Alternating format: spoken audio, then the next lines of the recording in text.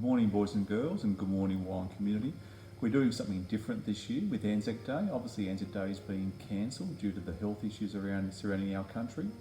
So this year, we're actually going to pre-record our assembly and send it to you online. Together with me here today, I have Mia and Tavita, and they'll also be doing a recording following my short speech.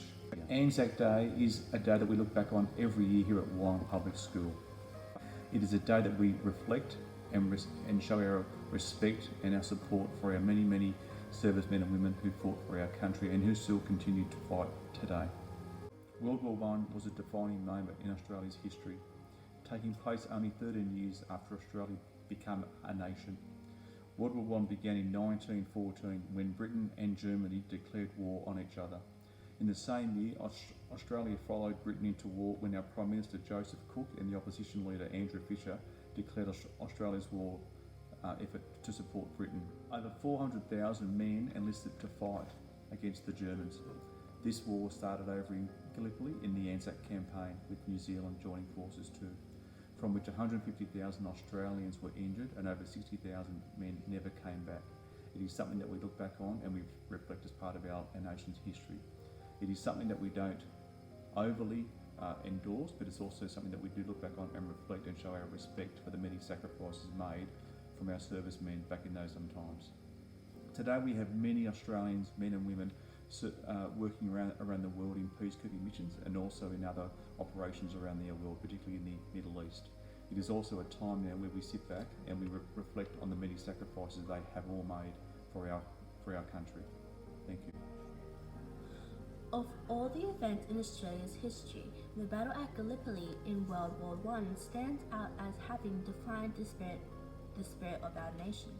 Although Gallipoli responds different things to different people, the story of the ANZACs who fought at Gallipoli is one of previous and courage in the face of failure and despair. After 4 months of training,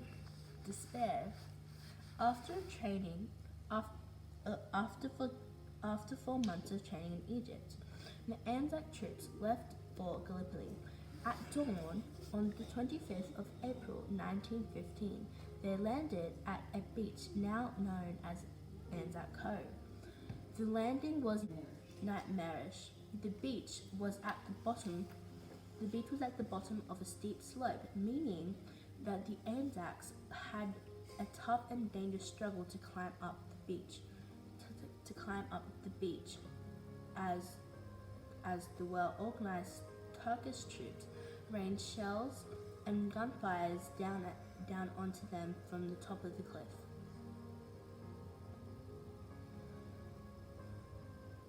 Here is the failure and the legend of the ANZACs. They had landed in the wrong position. That they had meant to land on a flat beach where they would have had a better chance of reaching the shore to attack enemy troops. Instead, the ANZACs and the Turkish troops reached the deadlock, with neither able to take any new ground for months. The ANZACs began evacuating on the 20th of December 1915. The Australians had spent only 8 months in Gallipoli, but in this short time had suffered 25,000 casualties, including 8,700 deaths. The bravery and endurance of Australia's troops in the face of death is what turns this horrific event into a legend that has helped to shape our country. The ANZAC spirit. To scope with the terrific losses our country saw to at Gallipoli, the men and women of Australia searched for a positive in the experience. To get through such as horrendous times, the soldiers had to develop strong bonds with each other and determination, demonstrate extraordinary courage, endurance, and bravery. So, today, when you hear someone speak about the ANZAC spirit, think of courage, bravery, endurance, mateship, determination, and sacrifice.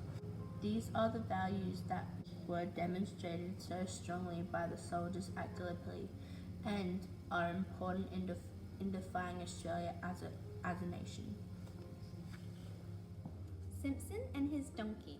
One man who exemplified the ANZAC spirit was Private John Simpson Kirkpatrick. Simpson, as he was known, was a stretcher bearer in the Australian Army Medical Corps. Night or day, he rescued injured men from the battle line at Monash Valley and transported them to safety at ANZAC Cove on the back of his donkey. The donkey had originally been brought to Gallipoli for carrying water, but with Simpson, it found a much greater cause. In 24 days at Gallipoli, Simpson and his donkey rescued around 300 wounded soldiers.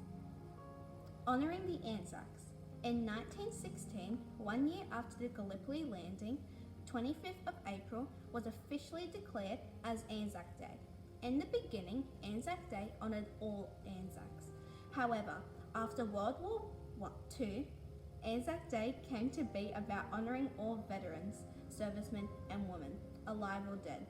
ANZAC Day commemorates everyone who has been involved in wars, conflicts and peacekeeping operations, from the occupation of Japan to the Korean War to the Vietnam War to the conflict in Afghanistan. Over the years, many ANZAC Day traditions have formed. Since 1927, ANZAC Day has begun with a dawn service. Dawn is a symbolic time.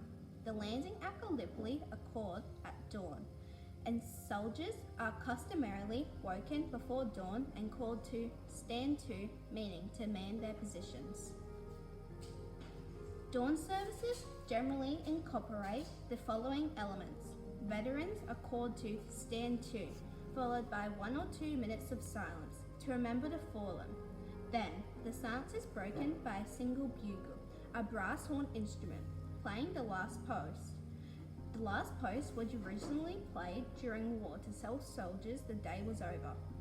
Then, the last post was played at memorial services.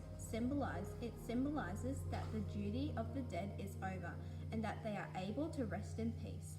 Today, services often include the reading of hymns, poems, a gun salute and reveille, the bugle call to wake up. ANZAC Day parades are also held, with ex-servicemen and women marching in uniforms. Flowers and wreaths are laid on graves or memorials. A poppy or sprig of rosemary is worn on ANZAC Day. Rosemary is for the remembrance and poppies symbolise the bloodshed in war. During World War I, red poppies were the first plants to grow on the devastated French and Belgian battlefields. Soldiers used to say that the red colour came from all the blood split on the ground. On ANZAC Day, flags are lowered to half-mast as a sign of honour, respect and mourning, lest we forget.